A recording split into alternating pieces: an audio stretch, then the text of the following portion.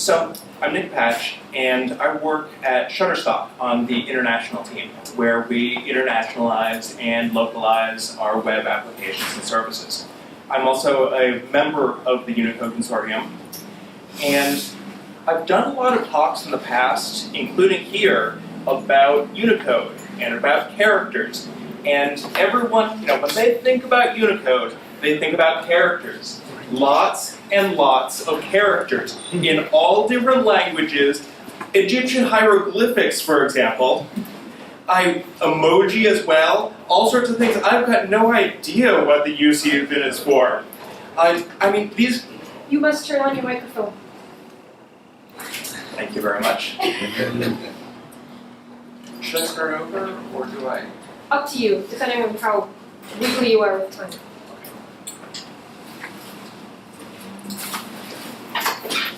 Well, as I was saying, everyone thinks about characters with Unicode. There are characters for written languages, there are characters specifically for text messaging, like with emoji. And there are a lot of algorithms and tools for working with these characters. For example, there are different normalization forms. So we take this letter G in one form and normalize it to just a general G, where you can compare your G letters in the same form. Or this Arabic character, which is actually a ligature, and when you normalize it, it normalizes into the two separate characters.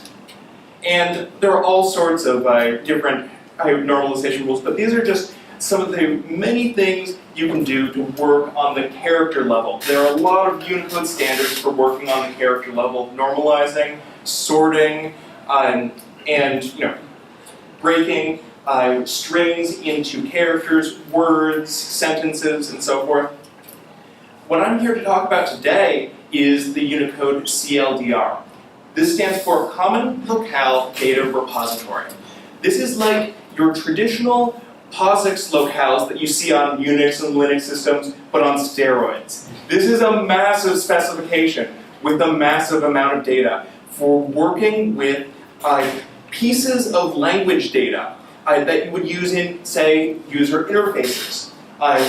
Whether you're making a web application or a mobile application, and you want to provide this app in a different language or in different countries, there's more than just translations. There's also formatting your numbers, your dates, your times, even sorting different words in a localized way. And that's what this CLDR provides, both the data for this and a specification for how to work with this data. And to clarify on what internationalization is versus localization, internationalization is writing software that can be localized. So I could write an application that is internationalized. I am able to work with translations in multiple languages and format it in all different locales, but it could be localized to just English. I've got this English-only application that is internationalized because it has potential. You're able to work with it to add additional locales. Or I could have a static website, and I could just copy that 5 times, translate each one to 4 different additional languages. Well, I've got my localized site into 5 locales. But it's not internationalized because it's pretty hard to add an additional locale after that. So with the CLDR, you can create an application that is internationalized and you can easily localize from there. And at Shutterstock, we support 20 different languages. We've got all different European languages, as well as Chinese, Japanese, Korean, Thai, Turkish, various Northern European languages, and each one brings new challenges. But with the CLDR, we have been able to release new languages much faster than we would have if we needed a translator to work on all of the formatting, as well as UX designers to think more about how these languages have to be displayed. So a few examples. With Shutterstock, we carry stock photography, stock videos, other stock media, and we sell licenses to use this content. And here is our product pricing page in English.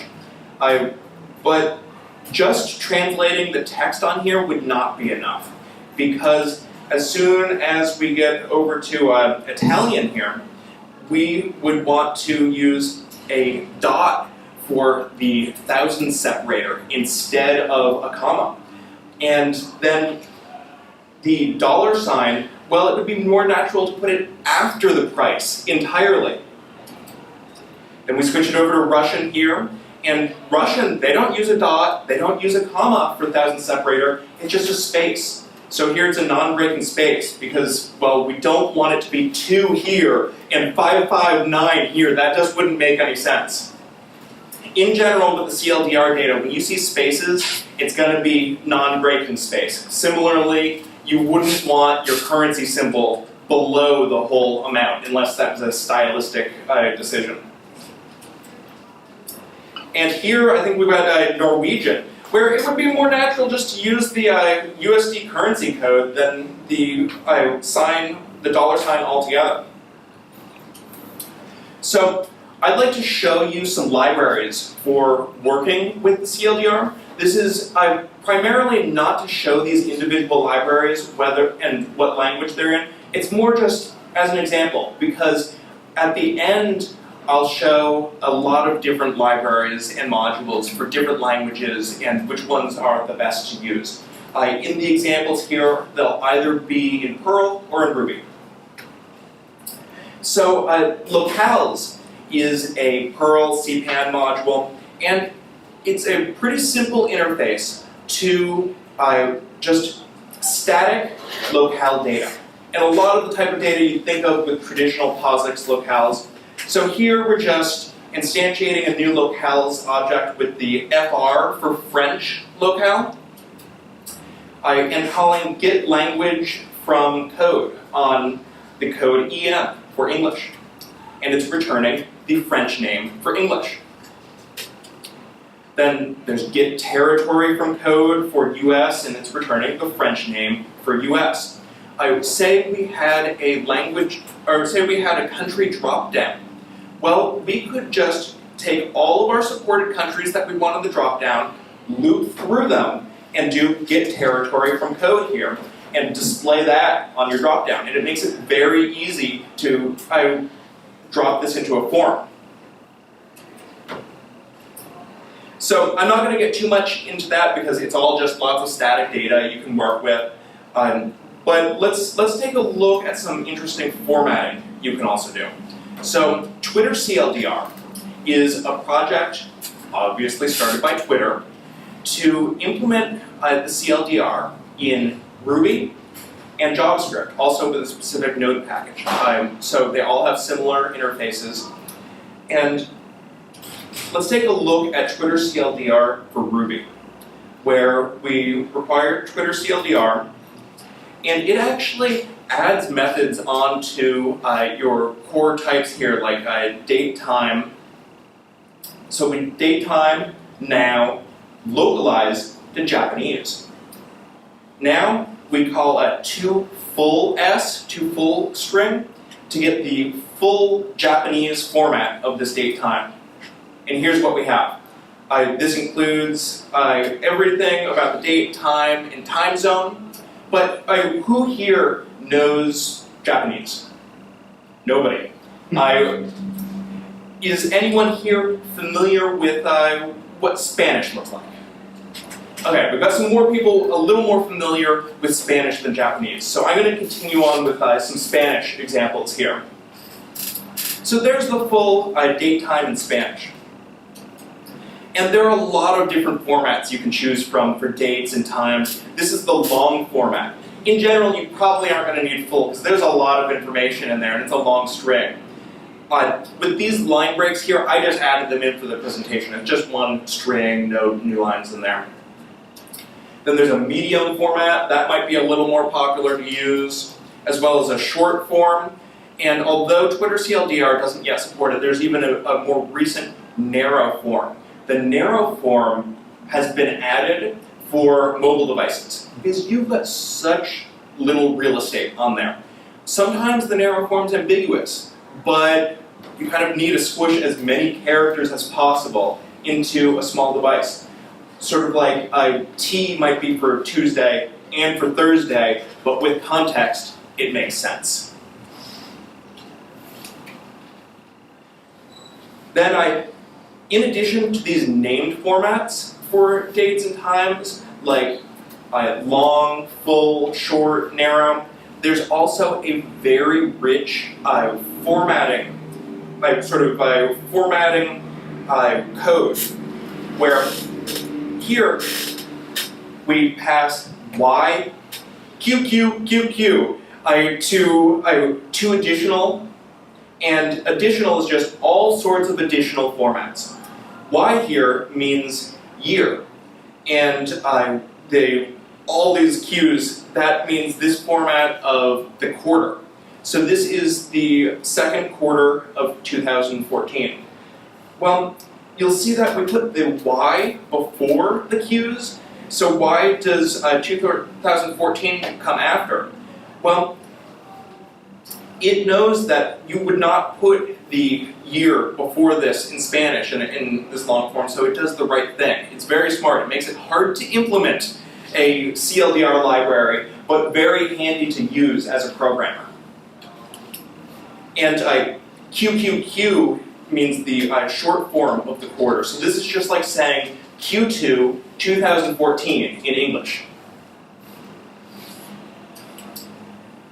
And you can even call localize just on numbers in Ruby. Here we're formatting 1234.5 in Spanish.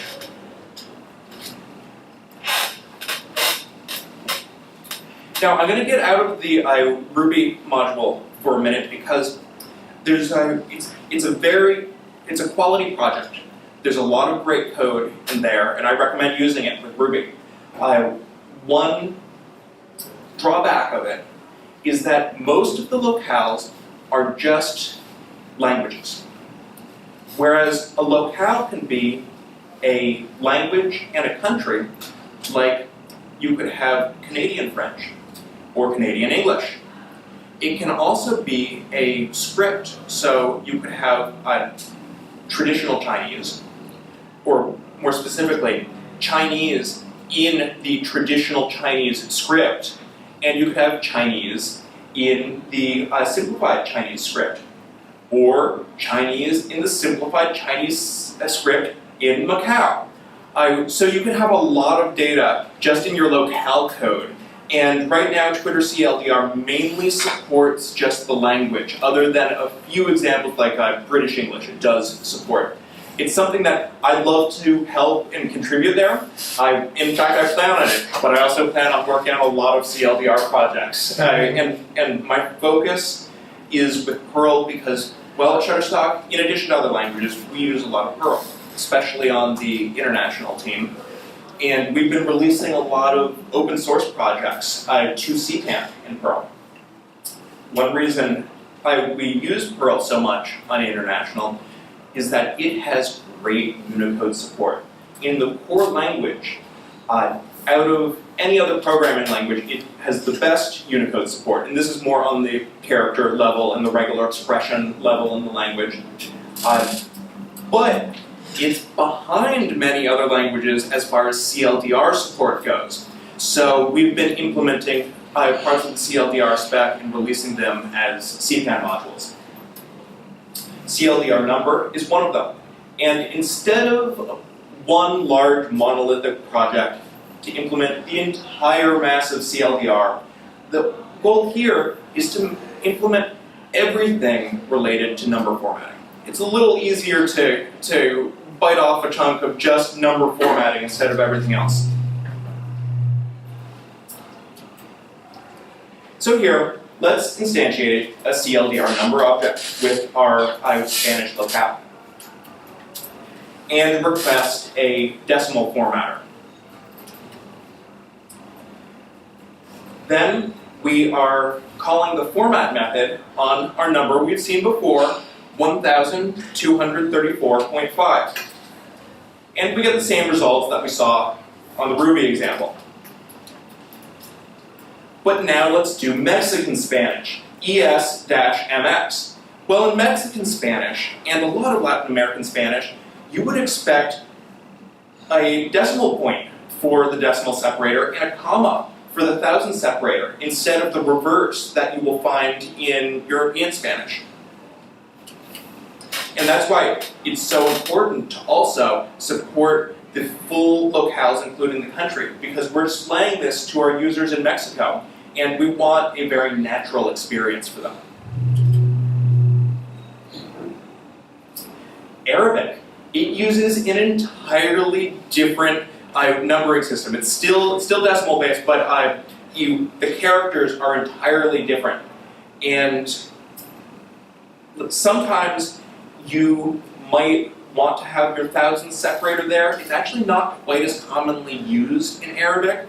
So if you didn't want it, there are a lot of attributes that you on your decimal formatter, like let's see, primary grouping separator, where you could just set that to 0 or undefined and get rid of it altogether. In fact, the Chicago Manual of Style, they recommend when you have 4 digits, you don't use a thousand separator. If you have 5 or more, you do use it. So you might want to make a wrapper around this to add a little more logic if you're following Chicago Manual of Style for your formatting. Now here's something interesting. This is Bengali. Notice that we've got 3 digits and our thousand separator, and then 2 digits, and what's that? Well, you can't really call it a thousand separator here. We have a primary grouping separator and a secondary grouping separator. We keep on adding numbers. The primary grouping separator is 3 digits. The secondary grouping separator is 2 digits. So everything after the primary one is 2 digits, 2 digits, 2 digits. Most languages from India will do this as their native formatting of numbers. Yeah, we submitted a salary for a new developer from India, and my boss said, "Oh wait, you put the comma on the wrong spot. There's doing the same thing with that." It's funny. Then we've got the percent formatter. A lot of people, even people who realize that you need to format or localize your numbers, don't realize that the percent sign is going to change under your feet as well in different locales. So let's format 0.05, which we're looking for 5% here. And this is in Turkish.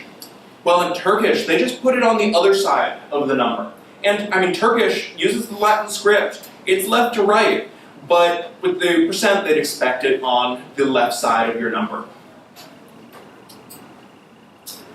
And in Arabic, it's an entirely different percent sign. This is a different character. And obviously, that is actually the number for 5, but using Arabic, or Eastern Arabic numerals instead of the Western Arabic numerals that we use in English and many European-based languages. In French, well, they use the percent sign on the right side, but they put a space in between the number and the percent sign. So this just goes to show that it varies so much. Don't just format your number and tack on a percent sign. And if you do use per mil, well, there are formats for that as well, and they follow the percent formats. Currency formats, that's what I'm going to get into next, and this is even more important to format using your full locale, because different people would expect different currency signs in different countries, depending on what country or what currency that country uses. So first, we're just going to start off with US dollars in English. And with the CLDR, if you just have English, it does think as US English. So let's format $9.99, a very popular price around here. And as you'd expect, $9.99. Well, Canadian English, you couldn't just format it and get $9.99 if that was in US dollars. Because remember, we already set this as US dollars. it's so important that you format it as US dollars, $9.99, so they know what they're getting into, because this is a different price. And you always need to have a currency with your number. There is no way to format a value if you don't have both a number and a currency, because there's no meaning to what amount it is. You can't just say this is in euros or this is in yen, and if you're in that locale, because that would be an entirely different price, and you could be getting a very good deal or a very bad deal. So here's Canadian French. And then we switch the currency to CAD, Canadian dollars. And, well, we just lose the US entirely, and it doesn't have a CA there because this is what would be expected in Canada. And then I'm back to Bengali using Indian rupees, and, well, they've got an entirely different currency sign. Now, I'm implementing this. I've learned a lot of interesting sort of edge cases with formatting, and here's a fun one. The sprint that we released this into production at work. Well, on the end of every 2-week sprint, we've got demo day on our Friday, and we do a demo for anyone in the company who wants to join. So I was showing this off in Swedish, and I was like, well, in Swedish, they use the comma for their decimal separator. But if it is a price, then they use a colon instead. And everyone, they turned to the Swedish guy at my work. They're like, is this true? And he said, yes, I'm sorry.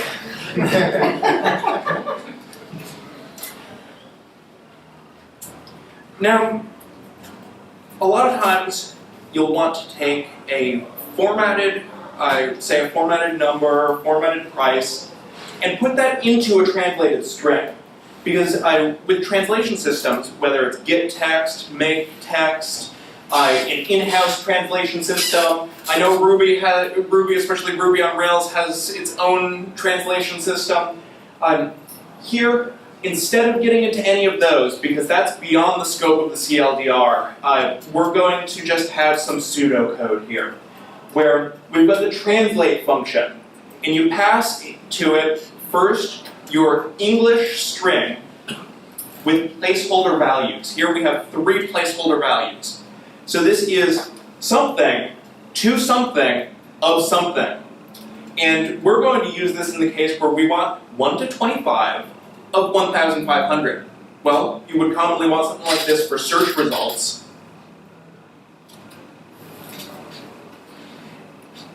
And the formatting of the numbers would change. And remember that this makes it so that you don't have to think about number formatting with your translations, especially since in Shutterstock, well, we support French, but, or a better example, we support Spanish. We don't do separate translations for Mexican Spanish and European Spanish. That would just be, it would cost a lot more for translators. Well, fortunately, we can pass in our formatted numbers as placeholders, so we don't translate any numbers when we get our strings translated. We leave those as placeholders. We leave any sort of dates, times, numbers, values as placeholders and format them on the fly and interpolate them, into our placeholders. There's a shortcut you can do with this example though, because there's actually a range formatter, since the character you use for your range can even change in different locales. So we simplify this a little by having something of something.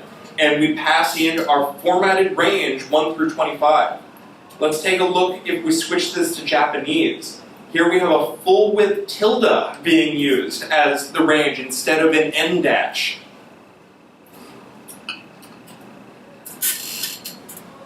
And you can even change the numbering system from the default one for the locale. So with Japanese, we use your standard ASCII Western digits by default with the CLDR. But say you want full width ones, we change the numbering system to full wide.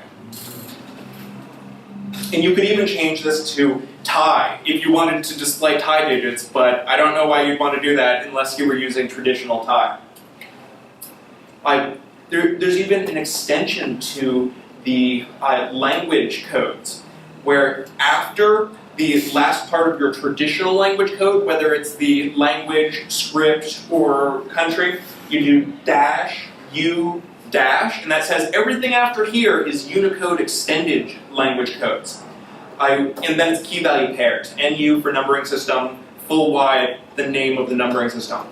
You're going to find less modules and libraries out there that support this full format. I built it into CLDR number, but you look at the documentation for your library to see if that's supported first.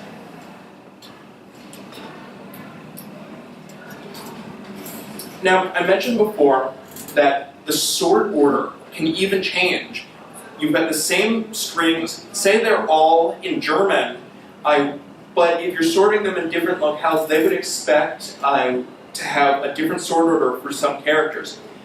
Here's an example. O with umlaut, as it would be called, umlaut it would be called in German, the dot dot above it, or diaresis is a more neutral term because it's not German. I guess if you were using it in Spinal Tap, you could say rock dots. But in German, there are even a couple different ways that they sort it. Sometimes it is in the same place as OE. So essentially it would be equivalent to OE. Other times it would be right after the O. You'll see differences based in the phone book sort order or the dictionary sort order, and there are ways to specify that. But many Northern European languages also have the same character, and they would expect it to be after Z. It's not next to the regular O whatsoever.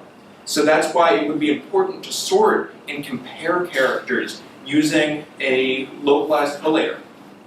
Here, for example, we've got Unicode collate locale, which is bundled with core Perl.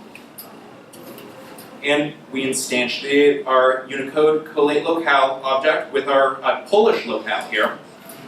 And we just pass our list or array of words to the sort method, and it returns back the sorted list. I've got a GitHub project called Unicode Programming. I'll tweet it out after this since I didn't include it on my slides, but it includes examples of doing just this thing in many different programming languages and many other Unicode functionality in Ruby, Go, all different languages. So for the ICU for C, which is available in C and C++, is like the very best implementation of the CLDR. It stands for Internationalization Components for Unicode. It really supports everything you could possibly want to do with the CLDR, as well as a lot of other Unicode functionality, like Unicode regular expressions. Then there's ICU for J. It's really the same thing for Java, minus the regular expressions, because Java has actually pretty good Unicode regular expressions in the core language as of Java 7. As I mentioned before, for JavaScript, Node, and Ruby, we've got Twitter CLDR. The Ruby version is the most complete implementation out of all of them. And for Perl, we've got a variety of CPAN modules, even some that are bundled with the core, like the collation one. In fact, I started this group Perl CLDR on GitHub and Twitter just to organize CLDR work and update, say, the popular datetime and datetime locale module, as well as release new ones like CLDR number. Then a lot of languages, they say, we're not going to re-implement all of this massive spec, let's just write wrappers around ICU for C. So with Python, PyICU is a wrapper around ICU for C. It has almost the same interface. A few tweaks to make it a little Python-y, but the goal was to have the same API so that you can read the ICU docs and understand it without having to write them all over again for Python. And in the documentation, it lists just any differences from the regular ICU for C interface. Then for PHP, if you're using PHP 5.3 or later, you're in luck because the international library is bundled now with PHP core as of 5.3. It's a wrapper around some parts of the ICU. You don't get quite everything, but a lot of the important stuff with number formatters and with common locale data. Then Haskell, it has text ICU, another ICU for C wrapper. And if you go to this URL here on the ICU project, it will list all sorts of other ones for other projects. These are the most mature. I've seen a lot of ones that haven't been updated in years. Perl actually had one from about a decade ago, and Ruby has a wrapper from about 4 years ago, but they aren't being maintained, so they're not getting new updates, they're not compatible with newer versions of the ICU. So, any questions? What about C#? I know it has a lot of that functionality kind of built in, but not everything. So with C#, that's an interesting question because traditionally with .NET, you've got this built-in localization system where they don't refer to them as locales, they refer to them as cultures. And it is a Microsoft project that up until recently, most people working with .NET would just use that. But now Microsoft has joined the Unicode consortium and they are working with the CLDR. I think it's kind of obvious that the CLDR is the future of locale data. And so many companies are jumping on board, from IBM to Microsoft. You've got lots of organizations like Wikimedia, all sorts of open source projects and languages, as I've shown you. And I think there was one point in time where not everyone was convinced that Unicode and UTF-8 was the way to go, but now we're kind of, it's been a little while now that we've been all on board. Now people are beginning to all come on board for the CLDR.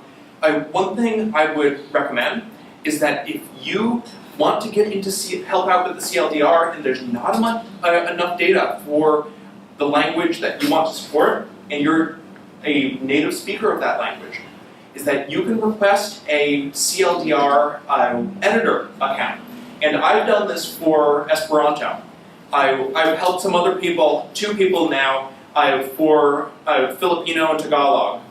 And it's pretty simple to request an account. You are able to add any locale data that doesn't already exist. And any member of the Unicode, any Unicode member or anyone with an account is able to vote on them. If you are a full Unicode member, then you have stronger voting rights than somebody who just signs up as an individual who knows a language, but still it can really help to both add new data that doesn't exist and to have discussions on the CLDR forum, which is a nice tool to work with all of this info and see which languages have the most activity. For example, Esperanto is at number 90, but that's because I added the 600 additions since the last version of the CLDR. So that can be a good direction if you don't have all the data you want. Of course, you have to wait for the next release of it, and the CLDR is on a major annual release, where we've got version 25 now, 26 will be the next. Andy? Do you know much about how well HTML would support these kind of things? And an example being, I know there's HTML form field types for decimals that validate, whether it is a legal decimal to X number of places. But if I were making a form that was to accept international currencies, I'd want to be able to accept comma. The colon is Sweden apparently. Do you know much about the support for that? Well, I think you'd have to do a different way of validation. Yeah. And the CLDR actually specifies parsing for numbers as well as formatting, but less libraries support it. The ICU-based ones do, and you could use that to see if you can actually parse it. it gets so complex because they're so different with different locales. So that would be the main way to go. You'd have to, though, do a server request in order to do it. It'd be hard to do that on the client side. Yeah, cool. And we had one question over here. What's the size of the data set? Okay, so the CLDR 25 is distributed in XML in a specific XML format called the LDML, locale data such and such. The version 25, just the core data is 26 megs. But you can generate a lot more data out of that if you, in some libraries, do that. So it can get much larger. Some libraries will load up all of the data for you. Other ones are more compartmentalized per locale or per functionality. In the Perl route that I've been going is compartmentalize it into individual modules because parts of the CLDR say how you transform text from one script into another, like hiragana to katakana, and back. Or Latin, using any Unicode characters that are Latin-based to ASCII. And these are standardized ways to do it. With that, I might want, say, to use that in a light search-related service at work. But I don't want all the locale data. I don't want to load that all up. So I prefer to just use that. Or with text segmentation. It specifies localized text segmentation on all different levels. And you might want to use that for search-related purposes, but not any of the other locale data. And I question in the back, and then we'll get here. I was also curious about like the how much of this is machine readable versus just prose and spec. Like, can you just load up the XML and like how much prose do you have to translate into code to create an implementation? I know this is a very well, spec. it's a complex XML data structure. You need to understand the LDML for that. But fortunately, there's a command line tool to convert it to JSON. And with that, the goal isn't to take all of the data and convert it to JSON. There are command line options just for what parts of it you want. And you could say just these locales, or you can say all the locales, but just for this data. Jesse? So the Perl modules you're writing, do those wrap C for C, or? Those are pure Perl modules where I am taking the XML data and I am just taking exactly what I need. I write a script to do this and to plop it into a Perl data structure that is used by the Perl module. What's the advantage of that over wrapping the C implementation? The advantage is that I'm not a C programmer. So if somebody, I think as a language community, we do need a full wrapper for ICU for C. But somebody else has to step up to do that, and I'd be happy to help out in the ways I can. Cool. So I'll just comment, there is it is very deep, but there is a collation module in Perl for ICU, Unicode ICU collator, for those who are interested. It's good for collation. It has a little bit of like language names. It doesn't have much of this number stuff, but for people who are interested in the Perl side of things, that does exist. It's like 0.02 right now. But. Yeah, it brings up a good point. Unicode ICU collate is actually a wraparound ICU for C just for collation. As I showed before, we've also got Unicode collate locale, which is also C-based, but it was implemented specifically for Perl.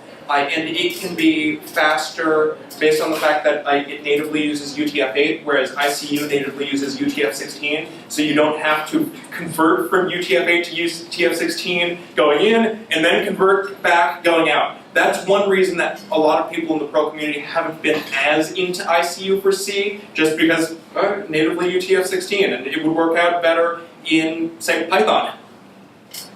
Right, because the decoding and encoding is quite expensive, actually. Two quick questions. So it sounds like ICU is like a reference implementation almost. Is it created by? Yes, so traditionally it really is considered as a reference implementation. Now they have made an effort to move over to the actual CLDR, LDML spec as being the the official reference for it, because it used to be that there were actually references to ICU saying, look over there, but ICU is the most complete, it's officially sanctioned, and it is where I'd recommend looking at if you were to implement CLDR functionality. But one thing I should mention is that you don't always need a library for this. Sometimes you might actually want to just take the data you need and put it in your application. For example, there is localized yes and no, and Y and N. Say you have an IO prompt, and you want to be able to say, in Spanish, like S and N. That's an example where it's very lightweight functionality with very little data needed, and I would say I don't want to call ICU for that when I can just grab the data I need and build it right into my library. And the other question is, it seems like there's just a huge amount of functionality here, and knowing what's available, you can't really get a firm grip on that just by looking at the spec. Unless you spend a lot of time, and there are a few programmers like you that have spent a great deal of time. So it's a domain specialty that just a few people have, and I'm just wondering about whether there are curriculum materials available for learning about in-depth internationalization if you wanted to pursue that as a specialty. Or are you aware of any programs or any open curriculum materials? Or? There's way too little information out there. In my opinion, this is becoming a more popular career path. In fact, internationalization and localization. More people are hiring people just for that. We're getting more and more companies with teams just for that, but it's very early on. And there just aren't many books out there and resources out there, especially good ones, up-to-date ones. Everything's changing so quickly. There's not much good documentation for the CLDR out there. It's a pain to read the spec, and oftentimes the modules aren't well enough documented. But I think that's because we're at a very early time as far as companies and libraries supporting this, and it's exciting just using it and being a part of it right now. So are there any bloggers that you'd recommend? And also, it would be really cool if there was a massive online course. That's what I was kind of getting at. Yeah. Maybe you should teach it for something. Well, I tend to tweet about it at NitPatch. I'm trying to think about just bloggers that talk a lot about the CLDR. I don't see much of it out there. I see some Unicode bloggers that oftentimes I don't remember folks' names offhand for the blogs I follow. But there's this one guy in the JavaScript community who writes a lot of good blogs on Unicode in general, but that means nothing to you. So I'll follow you on Twitter. Yeah, so I definitely talk a lot about these things on Twitter. I'm going to post these slides on Twitter, as well as I think there's a resource to do that on the OS Bridge site. And I also have a little more Perl-specific talk that I gave on Tuesday in Orlando, or Monday in Orlando at YAPC North America. And the full video for that is already online. So I have tweeted about that as well. And I'd be happy to answer anyone's questions for the rest of the conference, as well as just online on Twitter or anywhere, because I love to talk about this stuff. Well, thanks everyone.